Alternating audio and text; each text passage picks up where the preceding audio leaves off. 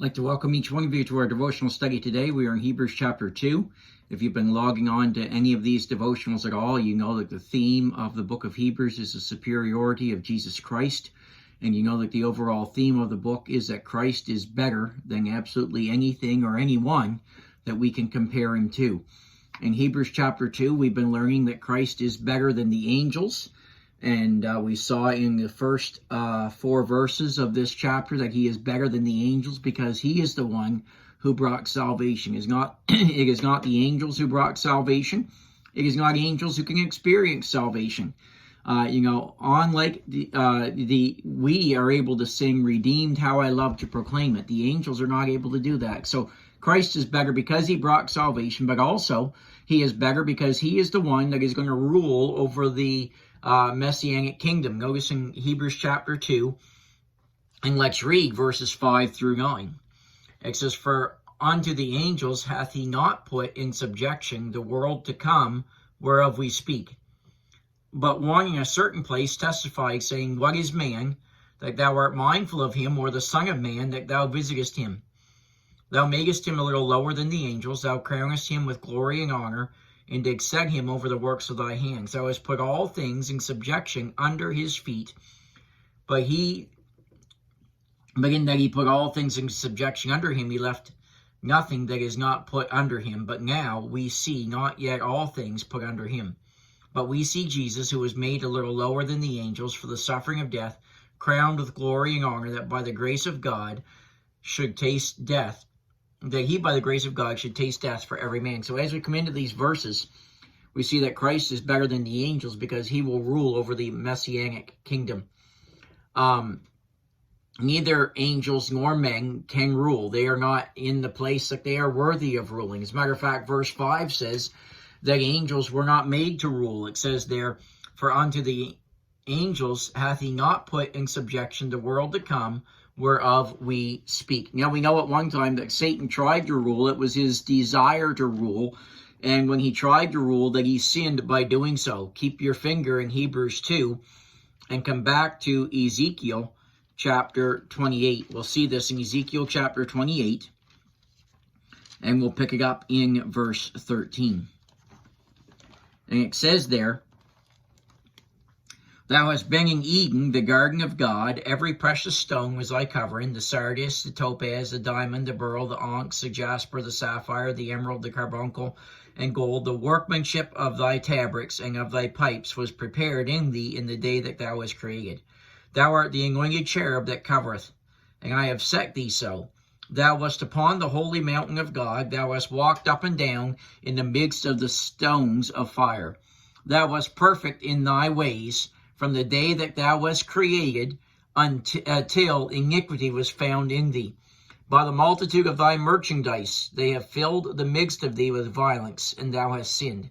Therefore I will cast thee as profane out of the mountain of God, and I will destroy thee, O covering cherub, from the midst of the stones of fire. Thine heart was lifted up because of thy beauty.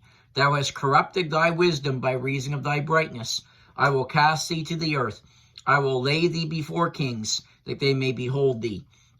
Thou hast defiled thy sanctuaries by the multitude of thine iniquities, by the iniquity of thy traffic. Therefore will I bring forth a fire from the midst of thee. It shall devour thee, and I will bring thee to ashes upon the earth in the sight of all them that behold thee.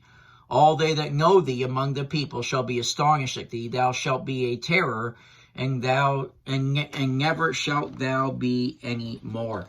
But then also we see it come back to Isaiah chapter 14. Isaiah chapter 14 and verse 12, it says, "How art thou fallen from Lucifer, or how art thou fallen from heaven, O Lucifer, son of the morning? How art thou cut down to the ground, which did weaken the nations?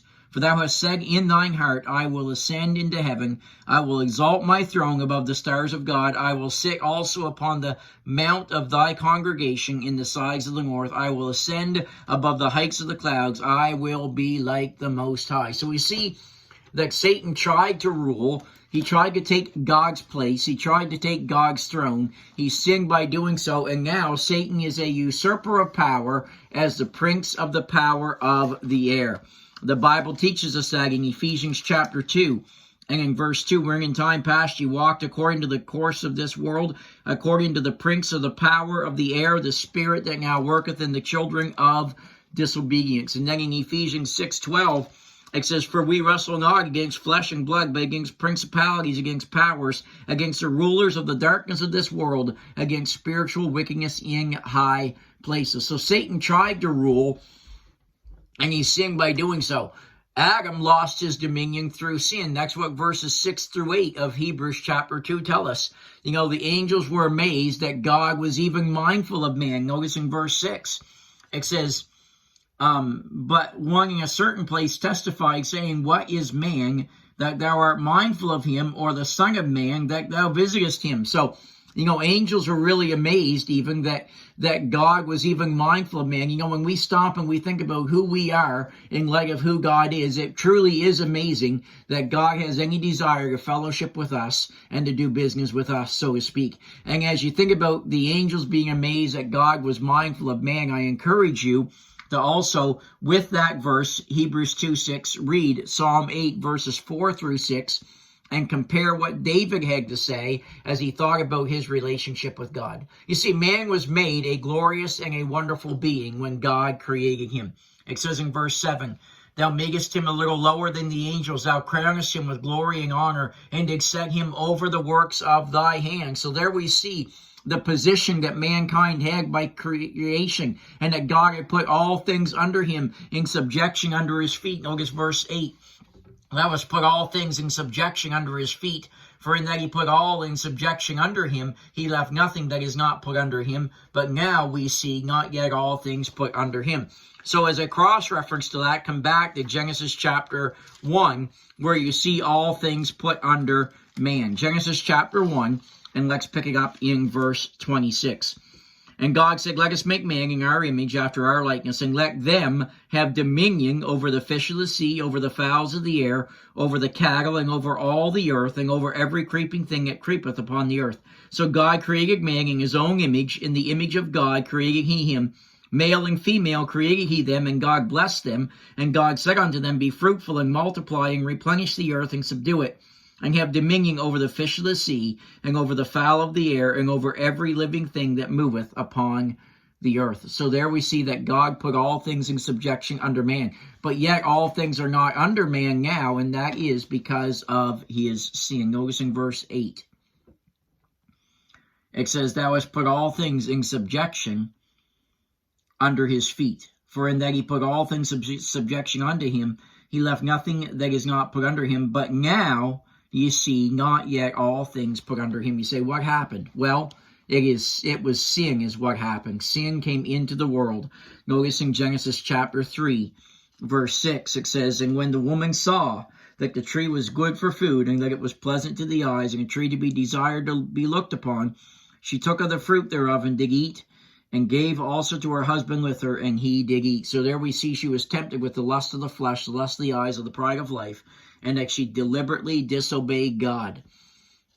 And then in Genesis, and that Adam deliberately disobeyed God. And then in Genesis 3, verse 17, it says, and unto Adam he said, because thou hast hearkened unto the voice of thy wife, and hast eaten of the tree of which I commanded thee, saying, thou shalt not eat of it, cursed is the ground for thy sake, and sorrow shalt thou eat of it all the days of thy life. Thorns also and thistles shalt thou bring forth to thee, and thou shalt eat the herb of the field. In the sweat of thy face shalt thou eat bread, till thou return unto the ground. For out of it wast thou taken, for dust thou art, and unto dust shalt thou return. And then in verses 23 and 24 of that chapter, it says, therefore the Lord sent him forth from the Garden of Eden to till the ground from whence he was taken. So he drove out the man, and he placed at the east of the Garden of Eden cherubims and a flaming sword, which turned every way to keep the way of the tree of life. You see, the reason why all things are not put under man now is because of sin. Remember Romans 3:23 says, for all have sinned and come short of the glory of God. Romans 5:12 says, wherefore as by one man sin entered into the world, and death by sin, and so death passed upon all men, for that all have sinned. As a result of that, neither angels nor man is worthy to rule in this kingdom. But Christ, as we're going to see tomorrow, is worthy to reign. And this also shows how he is better than the angels. Have a great day.